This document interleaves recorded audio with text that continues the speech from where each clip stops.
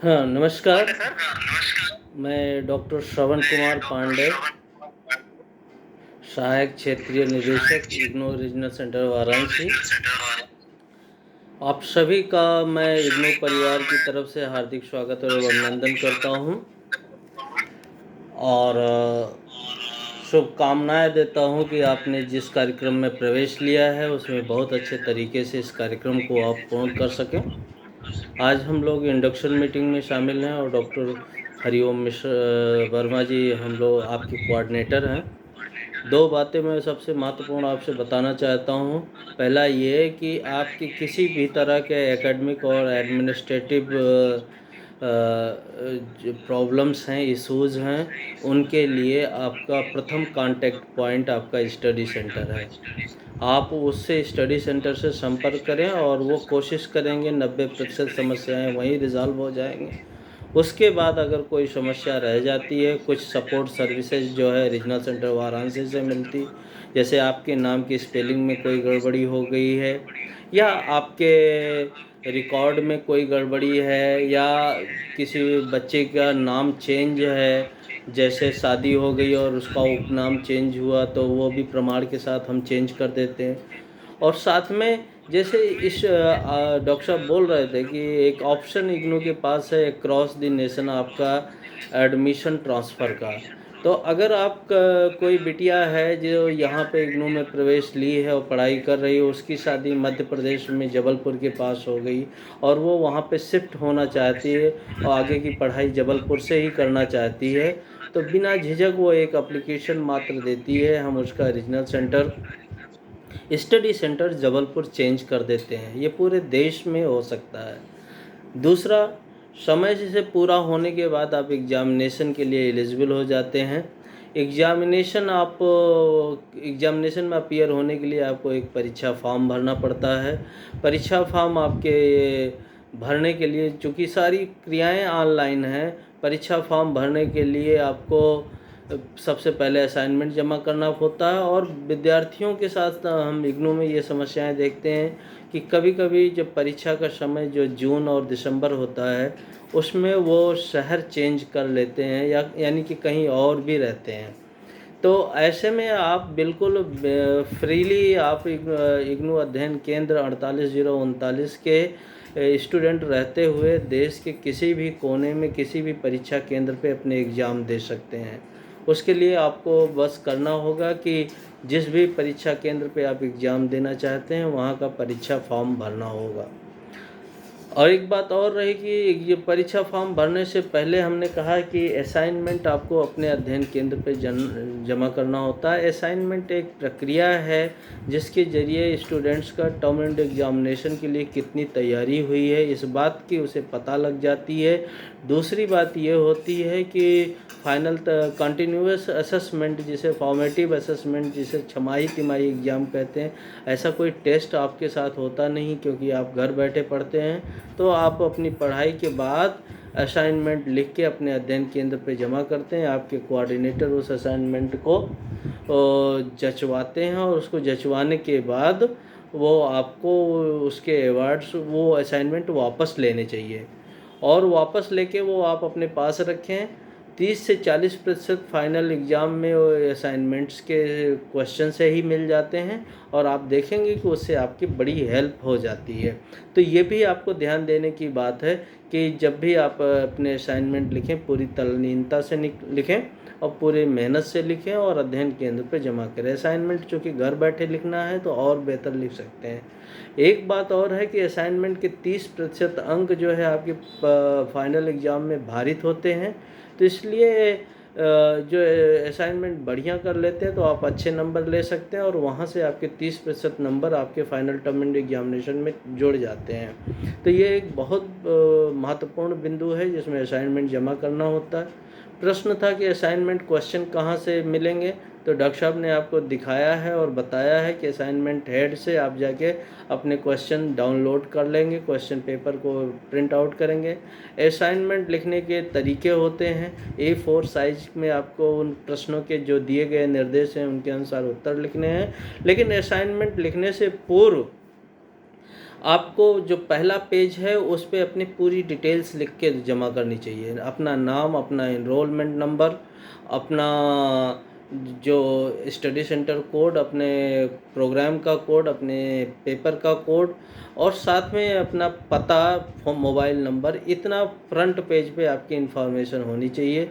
दूसरा पेज होता है क्वेश्चन पेपर का, और तीसरे पेज से आपके आंसर, जो आपने प्रश्नों के आंसर लिखे हैं, वो शुरू होते हैं। ध्यान रहे कि असाइनमेंट लिखने का सबसे बढ़िया तरीका है कि बाईं तरफ कुछ स्थान छोड़ते चलिए।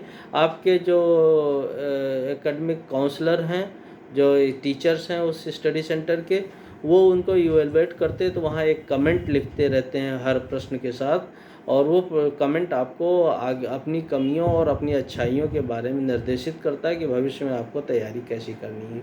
तो ये विषय रहा है असाइनमेंट का। असाइनमेंट जमा कब करना चाहिए?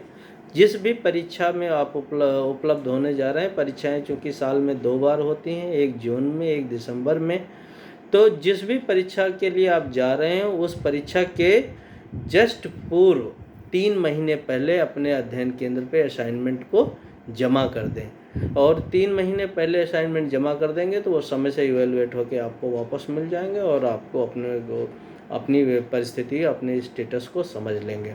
ये तो हुआ असाइनमेंट का।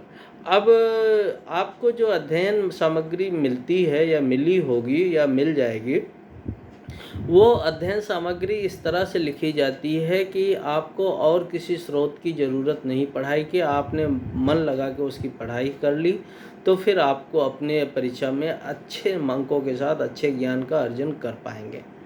किंतु यदि आपको परीक्षा के दौरान कुछ कन्फ्यूजन और डाउट्स रह जाता है, तो उसके लिए इंदिरा गांधी राष्ट्रीय मुक्त विश्वविद्यालय अपने विद्यार्थियों को काउंसलिंग सपोर्ट देता है। काउंसलिंग सपोर्ट मतलब काउंसलिंग कक्षाएँ। क्योंकि ये पैंडमिक पीरियड चल रहा था, इसलिए काउंसलिंग सपोर्ट्स हम आपको आपके अध्ययन केंद्रों पे नहीं दे पाते हैं, और इसलिए हमारी कोशिश होती है कि हम अधिकतर सर्विसेज जो काउंसलिंग सपोर्ट्स है वो ऑनलाइन आपके घर पे, आपकी मोबाइल पे उपलब्ध करें। और इसके लिए हमने किया क्या है कि विभिन्न स्रोतों से counselling supports, multi dimensional counselling supports आपको दिया है। उसके लिए आपको करना कुछ नहीं है, ignou.ac.in के पेज पे ही जाना है, जो अभी डॉक्टर साहब आपको प्रेजेंटेशन के जरिए दिखा रहे थे। उसमें नीचे के कॉलम में जाएंगे तो वहाँ एक स्टूडेंट कॉर्नर बना है। स्टूडेंट कॉर्नर सेक्शन में जाके आप देखेंगे तो वहाँ पे जो स्वयं प्रभा टीवी चैनल पे, जिसका नेशनल कोऑर्डिनेटर है इग्नू, उसमें स्वयं प्रभा टीवी चैनल में चैनल नंबर 17, 18, 19 और 20 इग्नू के लिए डिप्यूटेड है। इग्नू के प्रोग्राम उस पर हमेशा प्रसारित किए जाते रहते हैं, वो काउंसलिंग चलती रहती है। वो काउंसलिंग का मतलब होता है कि आपको एक फ़ोन नंबर भी उसमें नीचे ब्लिंक करता रहता है। उस फ़ोन नंबर पे आप अगर अपनी मोबाइल से फ़ोन करते हैं तो जो आपको पढ़ा रहा होता है टीचर, वहाँ पे काउंसलिंग कर रहा होता, वो आपके प्रश्नों का जवाब भी देता है और आपको बताता है कि आपके कन्फ्यूजन और डाउट्स को क्लियर करता है। तो टीवी पे स्वयं प्रभा चैनल के द्वारा चलाए गए काउंसलिंग शेड्यूल आपको स्टूडेंट कॉर्नर के सेक्शन में मिल जाएंगे। वहाँ पे आप क्लिक करके लिंक पे अपने शेड्यूल को देख लीजिए। आप रिकॉर्डेड वीडियो लेक्चर और वो देखना चाहते हैं, ऑडियो और वीडियो लेक्चर्स, तो वो भी आपको जो ये काउंसलिंग शेड्यूल चलते रहते हैं उनके ऑडियो वीडियो लेक्चर उसी सेक्शन में अपलोड कर दिए गए हैं। दिए गए प्रथम, द्वितीय और तृतीय लिंक के जरिए आप उन वीडियो लेक्चर्स को भी अवेल कर सकते हैं। ये आपको एक महत्वपूर्ण जानकारी दे रहे हैं कि घर बैठे आप कैसे काउंसलिंग सपोर्ट्स आप देख सकते हैं, ऑडियो वीडियो सपोर्ट्स आप कैसे अवेल कर सकते हैं। इसके अलावा इग्नू रीजनल सेंटर वाराणसी भी आपकी काउंसलिंग कंडक्ट कर रहा है विभिन्न कार्यक्रमों की, और इसके शेड्यूल और इसके टाइमिंग, इसके लिंक प्राप्त करने के लिए आप रीजनल सेंटर वाराणसी के वेबसाइट rcvaranasi.ignou.ac.in पे क्लिक करेंगे और वहाँ पे जाके काउंसलिंग शेड्यूल सेक्शन में जाके आप वो सारी काउंसलिंग शेड्यूल्स को देख सकते हैं। अद्यतन आपको कौन सी जानकारी चल रही है, सारी न्यूज़ जो ignou.ac.in पे अपडेट होती है, रोज़ का रोज़ हम RC वाराणसी की वेबसाइट पर भी अपडेट करते हैं। और दूसरा, इग्नू का एक फेसबुक पेज है। फेसबुक पेज आप जानते होंगे, आप परिचित होंगे, और जिन्होंने नहीं देखा होगा वो अपने फेसबुक एड्रेस पे सर्च में IGNOU regional centre Varanasi type करेंगे, वो सीधे हमारे फेसबुक पेज पे पहुंच जाएंगे। हम फेसबुक पेज के जरिए प्रतिदिन जो जानकारी ज्ञान जो काउंसलिंग शेड्यूल्स हेडक्वार्टर द्वारा, इग्नू रीजनल सेंटर द्वारा या कहीं और के रीजनल सेंटर द्वारा चलाए जा रहे हैं, अपडेट कर देते हैं। हमारे विद्यार्थी वहां से देख सकते हैं, उनके जरिए वो उन काउंसलिंग सेशन में जुड़ सकते हैं। तो ये आपको काउंसलिंग सपोर्ट के संबंधित हमने जानकारी दी। दूसरा है कि डॉक्टर साहब ने बताया कि आपको कोई समस्या होती है तो आप इग्नू डॉक्टर हरिओम जी से मिलते हैं। लेकिन अगर आपके घर बैठे कोई समस्या आपको महसूस हो रही है असाइनमेंट से संबंधित या किसी और से, और आप हमसे संपर्क करना चाहते हैं, तो हमने ऑनलाइन स्टूडेंट ग्रीवांस पोर्टल बना रखा है, जिसे iGram के नाम से जानते हैं। कोई भी विद्यार्थी अपना ऑनलाइन ग्रीवांस टाइप करके और उसे वो 3 से 5 दिन में उस ग्रीवांस का रिजॉल्व करके आपको सूचित भी किया जाता, वहीं पे पोर्टल पे उत्तर भी दिया जाता। तो ये टाइम लिमिट है 3 से 5 दिन, आप अपने ग्रीवांस को हमको ऑनलाइन भी भेज सकते हैं। इसके अलावा अगर आपको हमसे संपर्क करना है तो हमारे वेबसाइट पे दिए गए फ़ोन नंबरों पे आप फ़ोन कर सकते हैं, और आप जो है rcvaranasi@igno.ac.in पे मेल भी कर सकते हैं। मैं डॉक्टर हरिओम जी से कहूँगा कि ये जो मेल और RC वाराणसी की साइट का एड्रेस है, फेसबुक पेज का एड्रेस है, ये सब आप ग्रुप में टाइप करके बच्चों को दे दीजिएगा लिंक इसके।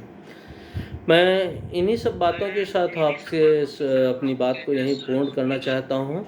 हमारे साथ चूँकि प्रिंसिपल साहब भी जुड़े हैं, मैं इग्नू परिवार की तरफ से प्रिंसिपल साहब का भी स्वागत करता हूँ, और डॉक्टर साहब हरिओम जी के साथ जुड़े हुए सारे academic counsellor, IGNOU study centre staff और जो और लोग जुड़े हुए हैं, उन सब का धन्यवाद करना चाहता हूँ कि उन्होंने हमको इस मौके पर इनवाइट किया और आप लोगों के साथ हमने अपनी बात साझा करने दिया। जी बहुत बहुत धन्यवाद।